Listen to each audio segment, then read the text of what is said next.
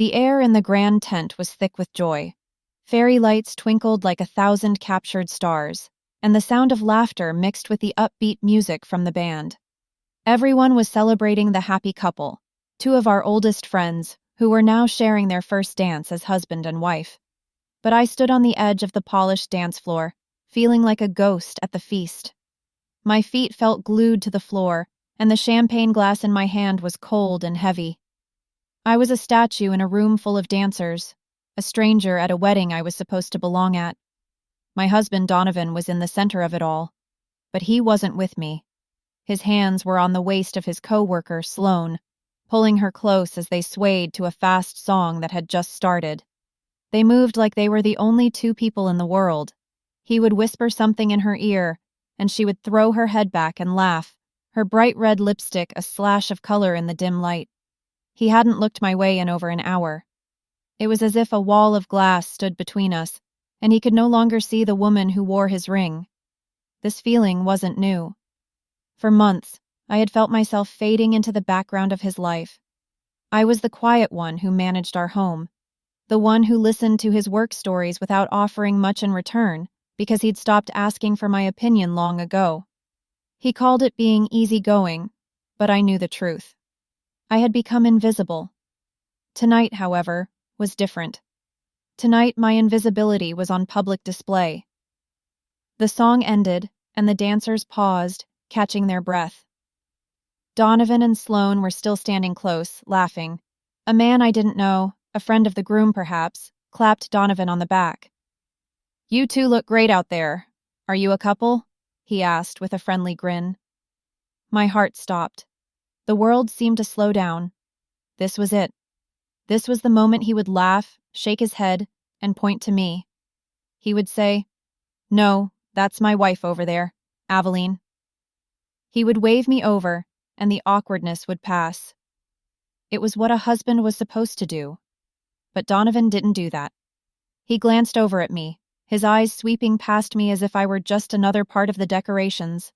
A slow, cruel smirk spread across his face. He looked back at the man, then at Sloane, who was watching him with a playful smile. "Not really," Donovan said, his voice loud enough for everyone nearby to hear. "My wife's too boring for it to count." The words hung in the air for a second, sharp and heavy. Then the man laughed. Sloane giggled, playfully swatting Donovan's arm.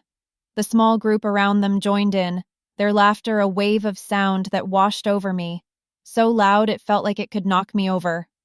They all laughed. Everyone except me. In that moment, something inside me didn't break. It clicked into place. It was the final piece of a puzzle I didn't know I was solving, the last bit of proof I didn't know I needed. The pain was so sharp, so deep, that it burned away all the sadness and loneliness and replaced it with a cold, quiet calm. There were no tears. My face felt like it was carved from stone. With a steadiness that surprised even me, I placed my full champagne glass on a nearby table. I didn't look back at him. I didn't need to see his laughing face again. The image was already burned into my mind forever. I turned and walked toward the exit, a ghost slipping through a party of strangers. No one tried to stop me. No one even noticed I was gone. As I pushed open the heavy door of the tent and stepped into the cool, silent night, I knew one thing for sure. The marriage wasn't just broken, it was a joke. And I had just heard the punchline. The drive home from the wedding was a blur. I don't remember the turns I took or the traffic lights I stopped at. The only thing I felt was the cold leather of the steering wheel under my hands and the strange, hollow quiet in my car. The laughter from the party was gone, replaced by the low hum of the engine. It was a relief. The silence felt like a soft blanket, wrapping around the wound that Donovan's words had torn open. When I got home, the house was dark and still. It felt enormous and empty, even though I knew he wouldn't be back for hours. I didn't turn on the lights. I walked through the familiar rooms in the dark, my hand trailing along the walls like I was a visitor. My mind drifted back to that very morning, to the hours before the wedding. The silence in the house then had been different. It was a heavy, angry silence, not a peaceful one. I had been in the kitchen, trying to feel excited. "It's going to be so much fun," I'd said, holding up 2 different ties for Donovan to choose from. "We haven't been to a wedding in ages." He didn't even look up from his phone. "It's a waste of a Saturday, Aveline," he grumbled. "I have a dozen emails I need to answer. Besides, I'll have to talk to your friend's boring relatives all night." He made it sound like a punishment. The car ride to the venue was even worse. I tried to start a conversation about the couple, about our own wedding, about anything. But he just gave one-word answers, his eyes glued to his phone. A message would pop up, and he would quickly tilt the screen away from me, a small, secret smile on his face. I didn't need to see the name to know who it was from. It was Sloan. The tension in the car was so thick I could barely breathe. I remember looking out the window at the passing trees and feeling a deep, aching loneliness, even with my husband sitting right next to me. Now, standing in our bedroom in the early hours of the morning, that memory felt like a lifetime ago. The cold calm that had settled over me at the party was still there. It was my shield. I looked at the clock. It was almost 3 a.m. I hadn't slept, and I didn't feel tired. I felt awake, truly awake, for the first time in years. My movements were slow and deliberate. I pulled a small suitcase from the top of the closet. I didn't pack much. A few pairs of jeans, some sweaters, my old sketchbook that I hadn't touched in forever, and a toothbrush. I left behind the fancy dresses he'd bought me, the jewelry, the life that felt like a costume I had been wearing. Each item I packed was a quiet choice, a small step away from the woman I had become. When I was done, I walked over to his side of the bed. He had come home at some point and fallen straight asleep, still smelling faintly of champagne and Sloane's perfume. He was sleeping so peacefully, without a single worry in the world. He looked like a stranger. His suit jacket was thrown carelessly over a chair. The dark fabric was creased from his night of dancing. I walked over to it and gently touched the pocket over his heart. Then, I looked down at my left hand. The wedding ring felt heavy, like a tiny handcuff I had forgotten was there. I twisted it slowly.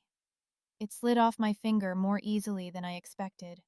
It left a pale, indented line on my skin, the only mark left of our marriage. I held the small gold band in my palm for a moment, before carefully placing it inside the breast pocket of his jacket. It disappeared into the dark fabric. My final act was to take a piece of paper from the notepad on my nightstand. My hand didn't shake as I wrote 2 simple sentences. I placed the note on my empty pillow, where my head should have been. Then I took one last look at the room, at the sleeping man who had called our life a joke. I picked up my bag, walked out of the room, and softly closed the door behind me. The click of the front door locking was the only sound in the silent house. I didn't look back. I just walked away into the quiet darkness, leaving my old life behind.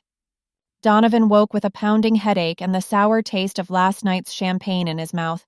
He groaned, rolling over and reaching for the other side of the bed. His hand met only cool, empty sheets.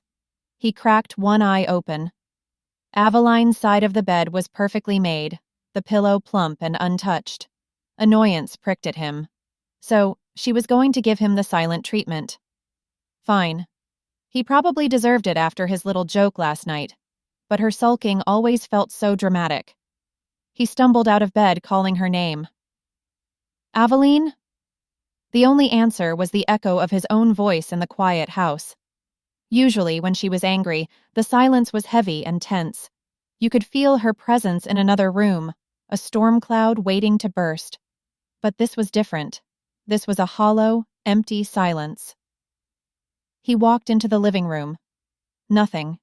He checked the kitchen. No coffee was brewing, no sign that she had even been awake. A knot of unease began to tighten in his stomach. This wasn't her usual pattern. He went back to the bedroom to get dressed, his headache momentarily forgotten. That's when he noticed it. Her closet door was slightly ajar. He glanced inside and saw gaps where there shouldn't be. Her favorite gray sweater was gone. So were the worn-in jeans she loved and the practical boots she wore for walking. It wasn't a lot, but it was a specific, deliberate selection of her most comfortable, least glamorous clothes. This wasn't the act of a wife sleeping on the couch for a night. This was something else. His eyes darted around the room, searching for an explanation. They landed on his suit jacket, still crumpled on the chair where he'd tossed it. Something felt wrong. He walked over to it, a strange sense of dread washing over him. Then he saw it. A single sheet of folded paper sitting on her pristine pillow. His heart began to hammer against his ribs. He snatched the note, his hands trembling slightly. But before he could read it, he noticed something else. He picked up the jacket, and a glint of gold caught his eye. He reached into the breast pocket, the one over his heart, and his fingers closed around a small, hard circle. He pulled it out. It was her wedding ring. The sight of it stole the air from his lungs. It lay in his palm, cold and final. The panic that had been simmering in his gut erupted into a full-blown fire. He unfolded the note with shaking hands. The handwriting was neat, calm, and completely unlike her usually hurried script. "You said it didn't count," it read, "so I'm making it official." The words hit him with the force of a physical blow. His joke, his cruel, careless words, spoken to get a laugh from a stranger and his pretty coworker. He remembered the moment perfectly now. The laughter, Sloane's giggle, and the fleeting glimpse of Aveline's face, pale and still, before she turned and walked away. He hadn't even thought to go after her. "No," he whispered to the empty room. He grabbed his phone, his fingers fumbling with the screen. He called her number. It rang once, then went straight to voicemail. "Aveline, pick up. Pick up the phone, damn it." He tried again. Voicemail. Frantic, he started calling her friends, her sister. The responses were all the same, delivered in voices as cold as ice. "I haven't seen her, Donovan." "Why are you asking me? Shouldn't you know where your wife is?" Her sister was the worst. "Leave her alone, Donovan. Just for once, think about what you've done." Then she hung up a wall of silence. They were all protecting her. From him. He was left standing in the middle of their large, beautiful house, the silence pressing in on him from all sides. It was no longer just an absence of sound. It was a presence.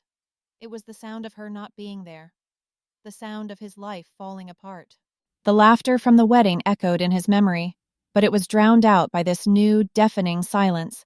It was her punishment, and he knew, with a certainty that chilled him to the bone, that it was 1,000 times worse than any fight they had ever had. I drove for hours. I didn't have a map, and I didn't have a destination. I just pressed my foot on the gas and watched the city shrink in my rearview mirror until it was nothing but a gray smudge against the horizon. The car felt like a safe little bubble, moving through a world that didn't know me. For the first time in a long time, no one was expecting anything from me. I didn't have to be a wife, a hostess, or a silent audience for Donovan's life. I just had to be the person driving the car. It was a strange and wonderful kind of freedom. My hands eventually guided me toward the coast. I don't know if I chose it, or if some old memory pulled me there.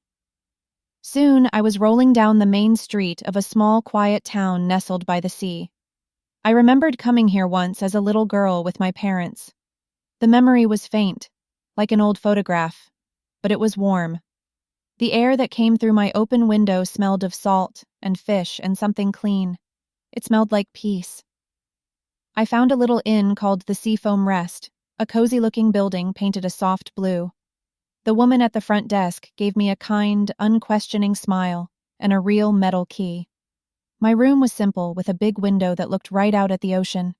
The waves crashed against the shore in a steady rhythm, a sound that was both powerful and calming. I stood there for a long time, just watching the water, feeling the tight knot of pain in my chest slowly begin to loosen. My old life, the grand house, the angry silences, and the humiliating laughter felt very far away. The next day, I decided to explore. The town was small enough to walk through in an hour. There were little shops selling seashells and saltwater taffy, and fishing boats bobbed gently in the harbor. As I turned a corner, I saw it. Tucked between a bookstore and a bakery was a small art gallery. The sign above the door, carved from a piece of driftwood, read, "The Painted Gull." My feet stopped before my brain had a chance to think. The window was filled with paintings of the sea, some stormy and dark, others bright and sunny. For a moment, my heart ached. It was a familiar pain, the one I felt whenever I saw art. It was the ghost of the girl I used to be. The girl who spent all her time with a sketchbook in her hand. The girl who dreamed of having her own gallery one day. That girl had disappeared so gradually, I hadn't even noticed she was gone until it was too late. Taking a deep breath, I pushed the door open. A little bell chimed.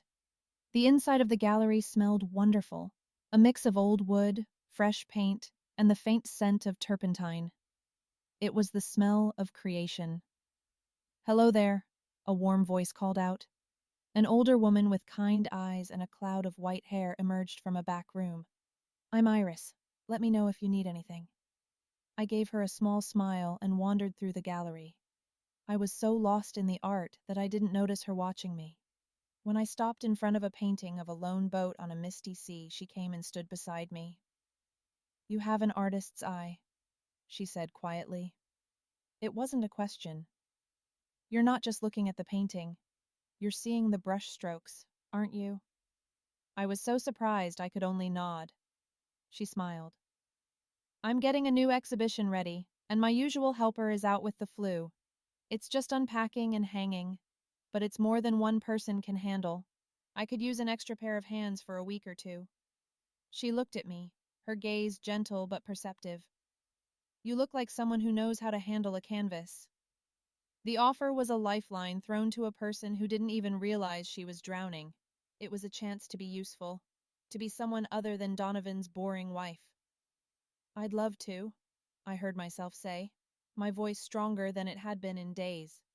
She led me to the back room, which was filled with wooden crates. She handed me a small crowbar to pry one open. The first thing I saw inside was the corner of a large canvas. I reached in and touched it.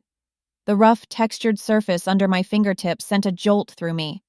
It was a feeling I hadn't felt in years. It felt like coming home to a part of myself I thought was lost forever. A tiny spark, one I thought had been extinguished long ago, flickered back to life inside me. A week went by, and it felt like a lifetime. My days fell into a new, gentle rhythm, dictated by the tides and the needs of the gallery. I would wake up not to the jarring sound of an alarm clock, but to the soft morning light filtering through my window and the distant cry of seagulls. The first thing I did each morning was walk down to the shore, letting the cold water rush over my bare feet. The ocean didn't care who I was or where I came from. It simply was. And standing before it, I felt like I could simply be too. Working with Iris was like breathing fresh air after being in a stuffy room for years. She was a quiet woman, but her silence was comfortable, not heavy like the one I had shared with Donovan. She never asked about my past or why a woman with sad eyes had shown up in her town with only one small bag. She just accepted me. We'd spend our days carefully unpacking crates, the smell of wood and old paper filling the air. I'd hold paintings in my hands that were bursting with color and emotion, and I felt a little bit of that life seep into me. One afternoon, after we had successfully hung a particularly beautiful landscape, Iris handed me a small wrapped package. "I thought you might need this," she said with a knowing smile. Inside was a simple, leather-bound sketchbook and a set of charcoal pencils. I stared at it, my throat suddenly tight. It had been years since I'd held tools like these. For so long, my creativity had felt like a burden, a childish dream that Donovan had subtly discouraged. He'd called my art supplies clutter, and my time spent drawing a waste. I had believed him. I had packed that part of myself away, just like I'd packed away my old canvases in the attic. That evening, I sat by my window overlooking the sea and opened the sketchbook. My hand felt clumsy at first. I started by drawing something simple, a seashell I had found on the beach. The lines were shaky, uncertain. But as I worked, something shifted. The charcoal felt like an extension of my fingers, and the world outside my window faded away. I wasn't just drawing a shell, I was capturing the curve of its spiral, the texture of its ridges, the way the faint light made shadows in its hollow. When I was done, I looked at the small drawing, and for the first time in what felt like an eternity, I felt a flicker of pride. The next day, I drew the fishing boats in the harbor. The day after that, I sketched Iris's kind, wrinkled face as she drank her tea. The pages of the sketchbook began to fill up. The shaky lines grew confident. The boring wife Donovan had mocked was fading, and in her place, an artist was slowly, carefully being reborn. I was starting to remember who I was before him. I was in the middle of the gallery, laughing with Iris about a funny-shaped piece of driftwood she'd found, when the little bell above the door chimed. My laughter was light and real, bubbling up from a place deep inside me that I thought had gone silent forever. I felt vibrant. I felt alive. I turned, a welcoming smile on my face for the new customer. But the smile froze on my lips. The air in the room turned thick and heavy, and the scent of paint and sea salt was suddenly replaced by the faint, familiar smell of his expensive cologne. Standing in the doorway, looking lost and broken, was Donovan. His hair was a mess, and his usually perfect suit was wrinkled. He looked like he hadn't slept in days. He just stared at me, his eyes wide with a desperate, pleading look. The sound of my laughter died in my throat, and the newfound peace I had so carefully built over the past week shattered into a million pieces. "Aveline," he whispered, and my name from his lips sounded like a cage door slamming shut. The sound of my name on his lips was a shock, like a bucket of ice water thrown over the warm, gentle peace I had built for myself. The laughter I had shared with Iris just moments before felt like a distant memory from another life. My smile vanished, and the calm that settled over me was not the peaceful calm of the ocean, but the cold, hard stillness of a frozen lake. Iris, sensing the sudden shift, gave me a worried look and quietly retreated to the back room, giving us space. Donovan took a hesitant step into the gallery, his eyes scanning my face desperately. "Aveline, thank God. I've been looking everywhere for you. I've been so worried." He looked terrible. His expensive suit was rumpled, and there were dark circles under his eyes. A part of me, a ghost of the wife I used to be, felt a flicker of pity, but it was extinguished as quickly as it came. I remained silent, watching him. He took my silence as an invitation to continue, his words tumbling out in a frantic, desperate rush. "I am so sorry," he said, his voice cracking. "What I said at the wedding, it was a stupid, horrible joke. I was drunk. I was trying to be funny for my colleagues. It meant nothing, Aveline. Nothing. Please, you have to believe me. I love you. This week has been hell. The house is so empty without you.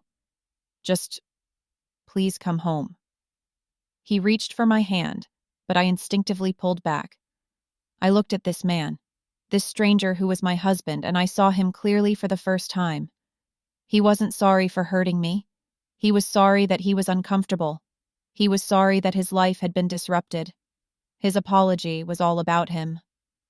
I listened to his whole rambling speech without interrupting. When he finally ran out of words, standing there breathless and hopeful, I took a slow breath. My voice, when I spoke, was quiet and steady. It didn't hold anger or tears.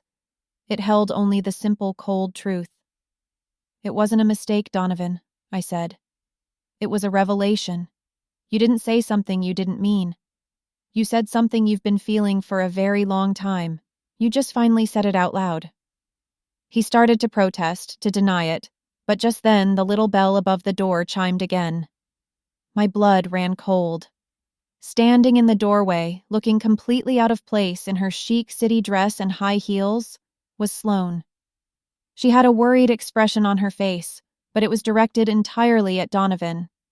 "Donovan, there you are. I was so worried when you didn't show up at the office. I tracked your car's GPS," she said, rushing to his side. Then she saw me. Her expression shifted to one of mild annoyance, as if I were a problem to be managed. "Oh, good, you found her," she said, then turned to me. Listen, Aveline. You can't take what he said so seriously. He was just blowing off steam. Donovan looked horrified. Sloane, don't! But she ignored him, convinced she was helping. She put a hand on his arm and looked at me with a condescending sort of pity. He complains to me sometimes, about the pressure, about feeling trapped. It's just talk. It's what people do. He never meant for you to find out. Her words hung in the air, more damning than anything Donovan had said. He complains to me sometimes. He never meant for you to find out. It wasn't a one-time joke at a wedding. It was a pattern. A secret life of disrespect he had been living behind my back, with her as his confidant. My public humiliation wasn't the beginning of the betrayal. It was just the first time I had been allowed to see it. I looked from her hand on his arm to Donovan's pale, guilty face. The last bit of warmth in my heart turned to ice. It was the final brutal confirmation, the last nail being hammered firmly into the coffin of our marriage. And in the quiet of the gallery, surrounded by beautiful things, all I could feel was the ugly, undeniable truth of it all. Sloane's words echoed in the sudden, dead silence of the gallery. He complains to me sometimes. He never meant for you to find out. The ugly truth, laid bare by the one person who had helped create it, settled not with a crash, but with a quiet, final click. Everything fell into place. The secret smiles, the phone tilted away from me, the years of feeling like I was fading away. It all made a terrible, perfect sense. I looked at Donovan. The panic in his eyes was gone, replaced by the hollow look of a man who knows he has been caught in an irreversible lie. He looked from me to Sloane, as if just now realizing the catastrophic mistake she had made.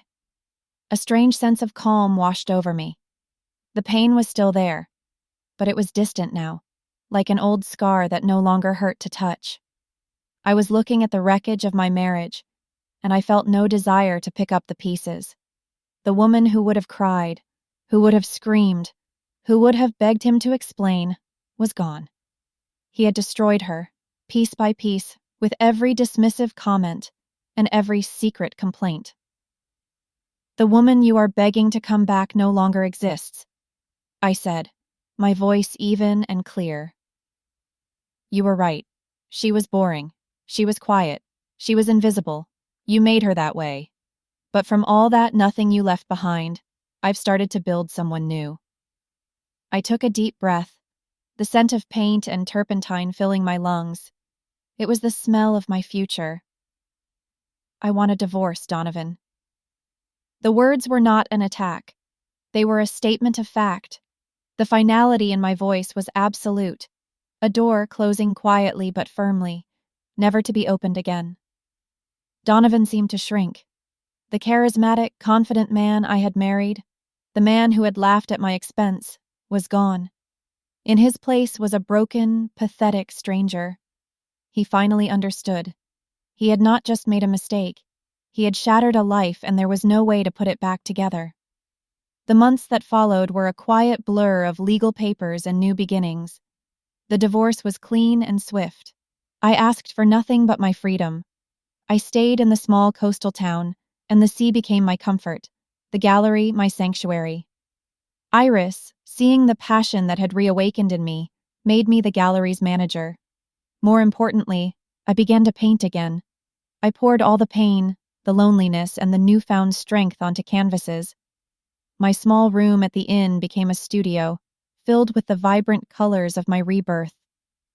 6 months after I left my old life, the Painted Gull held a special exhibition for emerging local artists, and in the center of the main wall, holding the place of honor, was my first completed work. It was a self-portrait. It wasn't the face of a sad, broken woman. It was the face of a survivor. In the painting, my eyes stared directly forward, clear and unflinching. One side of my face was in shadow, hinting at the darkness I had come from, but the other was bathed in a warm, golden light, my hand holding a single paintbrush like a weapon and a wand all in one. The gallery was full of people, their quiet murmurs a symphony of appreciation. I heard through a mutual friend that Donovan had lost his big promotion, that he was a ghost in his own life now, the laughter and charisma gone, leaving only an empty shell. I felt nothing. His story was no longer connected to mine. I stood proudly beside my masterpiece, a glass of champagne in my hand, not as a prop, but as a toast to myself. I was at peace, surrounded by the life I had built with my own 2 hands. My silence that night at the wedding, my quiet departure in the dead of night, and my rediscovery of the woman I was always meant to be, that was my true response. It was a statement far louder and more powerful than his humiliation ever could be. I was finally, completely free.